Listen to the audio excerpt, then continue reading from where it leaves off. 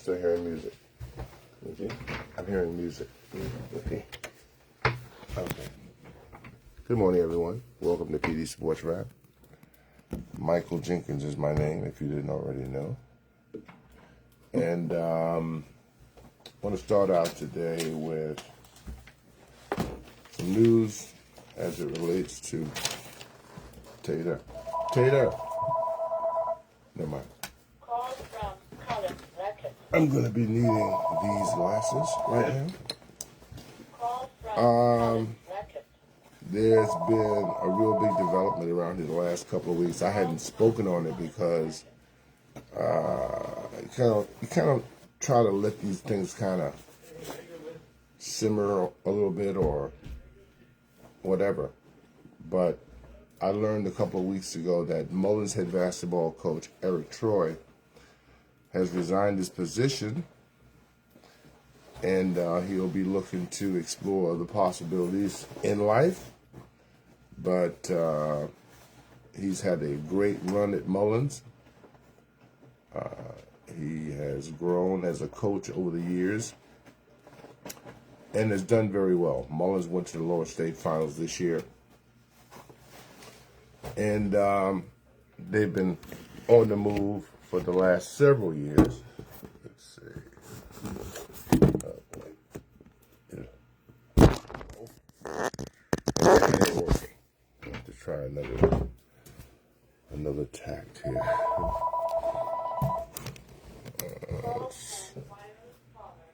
Okay. So as I was saying, I've communicated with Eric over the last couple of weeks, and I communicated with him again yesterday, and he told me that things were pretty much the same, that he was still resigning his position. So congratulations on a job well done for Eric over the years that he's had the team. You know, when you talk about Mullins basketball, coaching changes aren't necessarily what they do. They haven't had many coaching changes over the years. Since I've been here, it's been Mark, Jimmy Vereen, and Steve Smith, and then Eric Troy. There was a guy before Mark, I think his name was Elvington, and I don't know who the people were prior to that. But a new coaching change is going to happen at Mullins, and at some point over the next few months or so, they will have someone in place, I'm sure, to take over this program. There's a lot of talent coming up in the feeders. Mullins is definitely on an upswing, and any coach would be really very blessed to get this job. It's a legacy job. And I'm sorry to see Eric go. I remember when they were contemplating hiring him, and he and I would talk then. I'm glad he got the job, and I'm glad he did as well as he did. Last week, I had Coach Perkins on here, and congratulations again to him for all of his accomplishments at Marion High School. Like people say, he's the real MVP. And what amazed me about that weekend was I made a post. I shared a post from Perkins' daughter. What amazed me was all the people that jumped on and commented. And it wasn't just the number of people. It was the things that they said in the post. So it's clear to say that Perkins is a beloved person. There's no doubt about that. I always knew that, but last weekend kind of bared it out even more. But it's the state championships that I didn't recap last week, and I'm going to do that today because it was a very exciting state finals. The games that I did see, I didn't go up for all 3 nights. I just went up for Saturday, and kids played hard. There's a lot of talent in South Carolina. It was just very impressive. And some of the schools that are constantly winning, the North Augustas of the world, the Ridgeviews of the world, you got some dominant programs around the state. And but without further ado, let's take a look at the winners and the losers from the South Carolina State basketball finals. And this took place in Columbia. A return to Columbia after a few years hiatus. They had it down here in Florence, which was fine with me. Unfortunately, it wasn't fine for the rest of the state. People were upset. The upstate folks were really going crazy. Akel Cross, good morning, how are you? Mr. John Robinson. You stay on your job of information. Well, I try, even though I be forgetting a lot of stuff sometime, man. And y'all got to help me out because things don't come to me as quickly as they once did. I pretty much write everything down that I want to talk about, and hopefully I get to most of that stuff. But anyway, let's take a look at first. This is going to be the Class 2A girls bracket. And this Class 2A championship final was between Landrum and Atlantic Collegiate. I kind of felt Atlantic Collegiate would win this, but they didn't. Landrum, a team that you rarely hear about, won the state championship in Class 2A. And let me tell you about their road to the championship. How did Landrum get here? Now, where did they come from? Upper state. Hell, here's Landrum. Landrum started out in the playoffs and they beat Strom Thurmond, beat them 73-18. They moved on to play against Saluda. They beat them 54-42. And until moving on to the upper state final against Andrew Jackson, which they won, and it set them up for the finals against Atlantic Collegiate Academy. And they took care of business there. And Landrum girls are your Class 2A state champs. Let's see, Mr. John Nichols, my old buddy, what's up? John, did you play power forward for me or small forward? Because I remember you weren't as tall early on in the game when you were playing with me, but then you shot up to be like, what are you, 6'5" now? But John was a pretty good player for me. I loved him playing on my team, and a great person. Looking at the Class 3A girls. Now, this was maybe a surprise to me a little bit. Oh, good morning, my dear sister-in-law. How are you? It's always great when family drops in. Doing fine, honey. You would think that Keenan may be the choice there, but they weren't. Because Walhalla, Walhalla, came up and took down Keenan. And it's not a score here, but congratulations to Walhalla. School rarely spoken about, but here they are, champions. Looking at the Class 2A boys, and this is Philip Simmons, who played against High Point, and High Point College right now is in March Madness, and they won. So, but High Point Academy, no such luck, as they were taken down for the Class 2A boys state crown by Philip Simmons, and they beat them 50-46. Moving right along to the Class 4A boys, and this was the game of the weekend for me. I mean, what you had here was South Point versus North Augusta. I know it was at least one overtime, but it could have been two. But it was a great game from start to finish. These guys battled all day long. I mean, the fans really were treated to something special 2 Saturdays ago. And in the end, North Augusta came away with the win. But it wasn't easy. I promise you that. It was not an easy victory, but they got it done. Looking at the Class 5A D1 boys. And in that one, you had Ridgeview, perennial power, and Ashley Ridge from down in Charleston. And of course, Ridgeview came out a winner there. I don't know how many this is in a row. Maybe one of you guys could tell me. Good morning, Miss Dolores Williams. How are you, ma'am? They told me you're the best cake maker in Marion. And they got some good cake makers out here now. And how good are you? Maybe you should let me find out.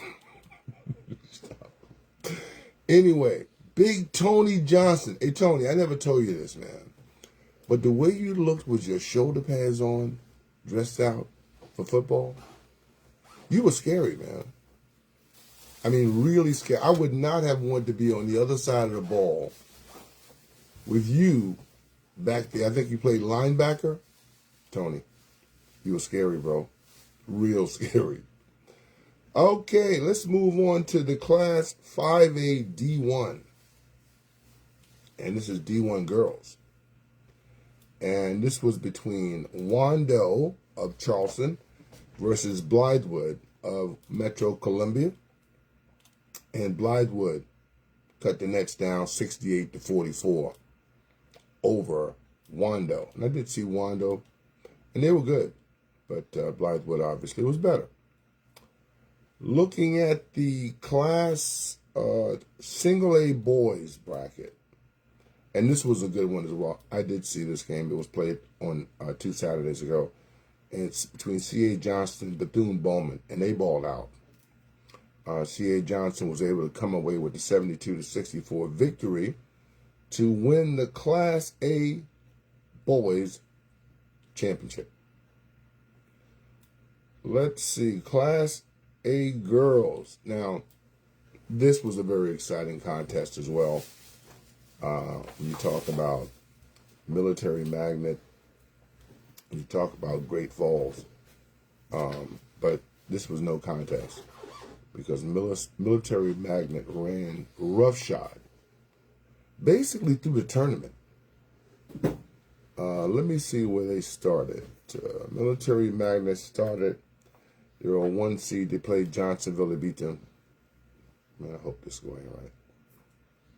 I know they didn't beat these people 89-4. Even though, after what I seen last Saturday, that'd be very possible. Because Military Magnet is the real deal. So they beat them 89-4. They next played Bamberg Earhart. And they beat them 72-10. So what we're talking about here, in the first 2 games of the tournament, they only gave up 14 points. But now that I've seen them, as I said, I understand better. Next game was a little bit tougher as they played against Bethune-Bowman. And they beat them 69-39. They moved on to play against Latta in Lower State. And I talked with Latta's coach, Bobby Richardson, last week about it. He was like, whoa, those girls were good.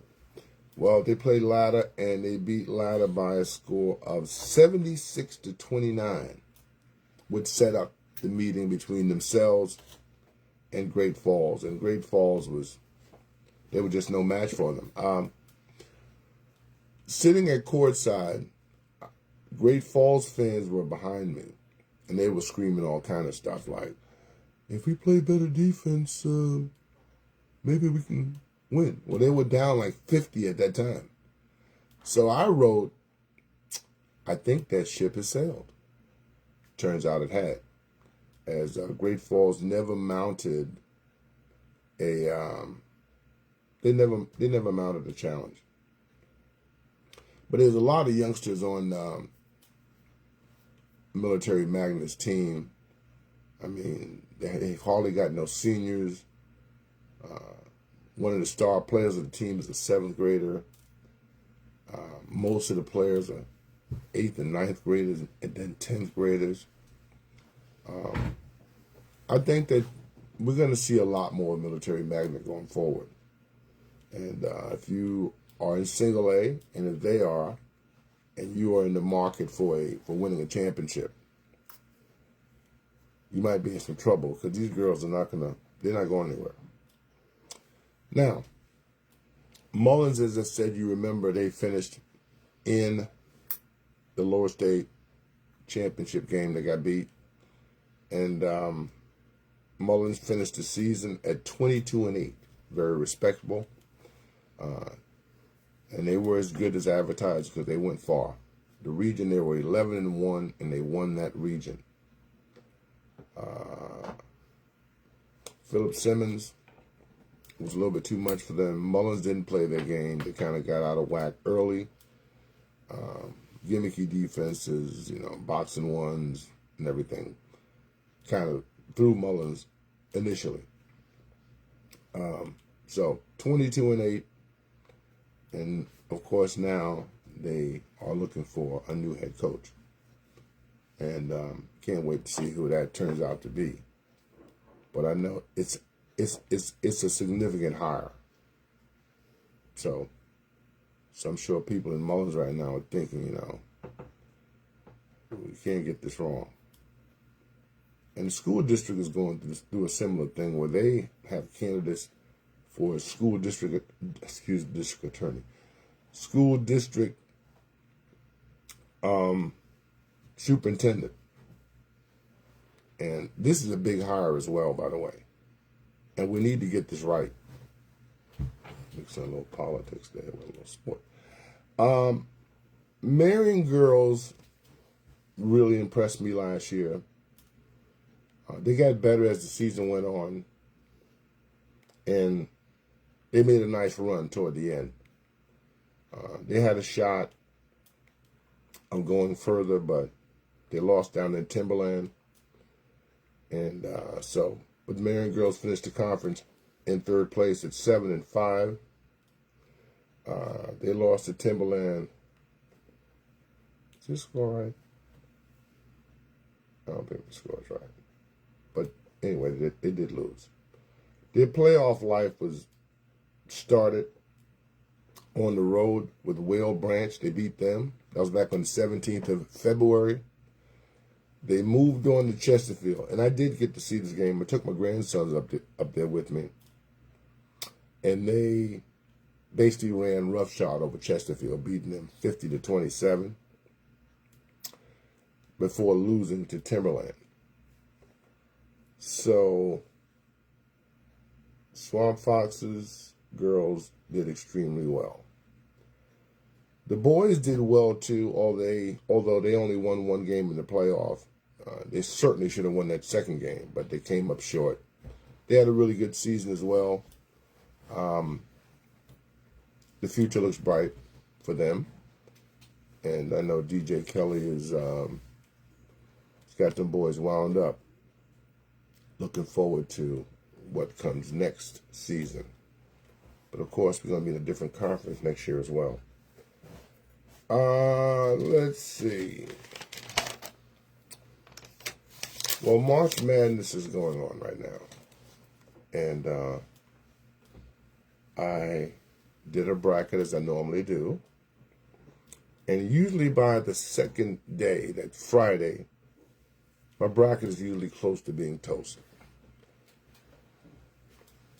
But this year is different. This year, my bracket is looking ridiculously almost perfect. Almost perfect. I'm telling you right now. I pulled it this morning. And I'm gonna tell you what it is right now. Because I'm really proud of this bracket. Now, granted, I haven't watched a college basketball game the entire year until this week. Not one.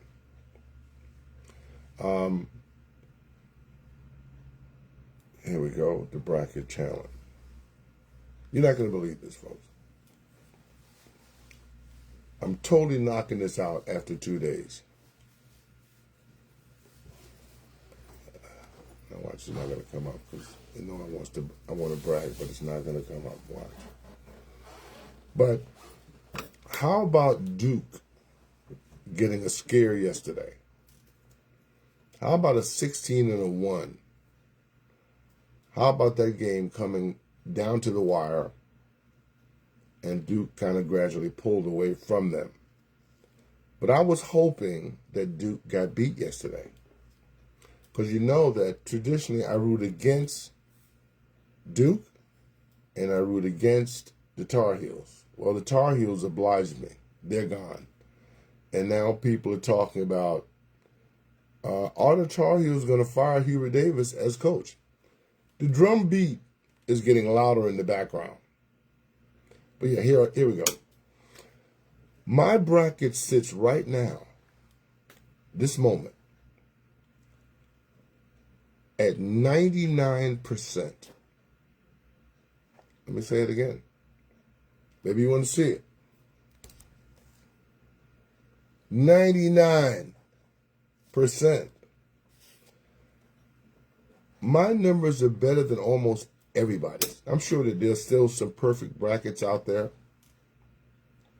but I've never been 99% before, ever, at no time. So I'm feeling pretty good right now. But of course, if it doesn't get you on the first Thursday and Friday of the tournament, watch out for Saturday and Sunday. Because now we move into the round of 32. Things don't get easier. I was really impressed with the way St. John's played last night. I was not that impressed with Villanova losing. I'm impressed with Arkansas. I'm impressed with what Alabama did last night. Arizona is a team that I expect is going to be in there battling for the title, but I picked Houston. Why did I pick Houston? First of all, they're good. And second of all, Kelvin Sampson is a guy that I greatly admire. And he's one of the people that I most want to see win a national championship in basketball. Also, Rick Pitino, who coaches St. John's. I'm a Rick Pitino fan. He was unceremoniously jettisoned from University of Kentucky, and then he left Louisville, and I think he went to, what's that little school? A little school in New York. Iona. I think he coached at Iona for a little while, before ending up at St. John's. St. John's has had a pretty decent history over the years. They never were quite as good as I thought they would be, being really the only major college basketball team in New York City. They did well, they had some success, but they never won a national championship during that era. So I'm thinking Rick Pitino is a great coach. He's a great motivator. He seems to have them moving nicely right now. I posted last night that, yeah, he has St. John's looking like a real good basketball team. Then a guy told me that, you know, they're missing one of their best players. I didn't realize that. Let's see. Good morning, Terrell. How you doing, my friend? Yeah. Just want to catch up on the hellos. And I know Tater already announced it, but happy birthday to Pamela Owens Beatty. Right, Tater? That's it. Beatty. Because, see, I know other people with their names spelled like that, but they pronounce it Beatty. So I was never quite sure how she pronounced hers, but Tater, he cleared it up today. Baseball news is coming. I have to get out there and see what's going on. Still a little chilly right now for my taste, but at some point I will be bringing to you what the local teams are doing. Looking at the NBA real quick, the Lakers are playing pretty good right now. They're playing really good. And LeBron's playing well. Luka, Reeves, and the rest of the team, they seem to be kind of getting better. I think they won 8 games in a row. I'm not mad at them. I still think this whole thing will come crashing down at some point, because at some point it's going to come down to defense. And playing defense in the regular season is not the same as playing defense in the playoff. So, but my hat's off to them. The Knicks are kind of struggling right now. They've had their ups and downs. Detroit, Cade Cunningham is hurt. Who knows how long he's going to be out. The Warriors are pretty much toast. Steph hasn't played for months. I look at the Warriors team. I don't know who these guys are. I don't even know who they are. How did that happen? But they've had some moments where they looked okay. But they're losing almost every day now. I mean, come on. Almost every game they're losing. So, but the rest of the tournament should be fun. I don't know where the upsets are going to come from. I think we lost a couple of 12s, a couple of 5s yesterday, maybe at least 1 5, and then maybe a 6. But I'm just wondering what's going to happen as it relates to the Tar Heels, because even Tar Heel fans now are saying we can't come into next season with this guy as our coach. So that's a problem. Anyway, Taylor's looking at the clock. Let's see, do I have anything else here real quick? Yeah, this was a nice little book that I got from the state championships here that my son bought. See, he was used to having this information, but he kind of backed off for the last several years, and it wasn't as readily available. They used to give you a little brochure listing all the teams and all the pertinent information as it related to those teams. But I'm going to end this by saying basketball, high school basketball in the state of South Carolina is in great shape. And I got to see that firsthand over the last couple weeks. I was a little bit disturbed when I saw Clemson looked at their roster, and they don't have one single player from South Carolina on the whole roster. I'm saying, really, Clemson? But anyway, that's all the time I have. I'll be back next week with more. Have a wonderful, safe week. Peace. Calls from wireless caller.